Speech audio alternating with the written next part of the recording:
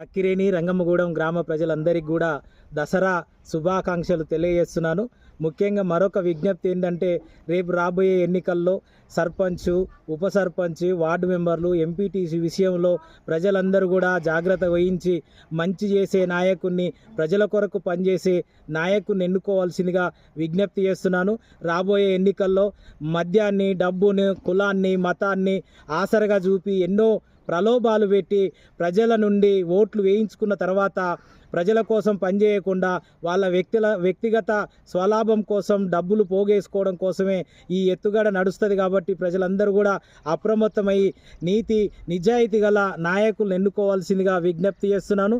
డబ్బును, మద్యాన్ని ఎవరైతే ఖర్చు పెడతారో వాళ్లకు చెంపబెట్టుగా ఈ ఎన్నికల్లో డబ్బుని, మద్యాన్ని ఓడగొట్టి ప్రజాస్వామ్యాన్ని కాపాడవలసిందిగా మరొకసారి కక్కిరేని రంగమ్మగూడెం గ్రామ ప్రజలకు విజ్ఞప్తి చేస్తూ అందరికి కూడా దసరా శుభాకాంక్షలు. Thank you.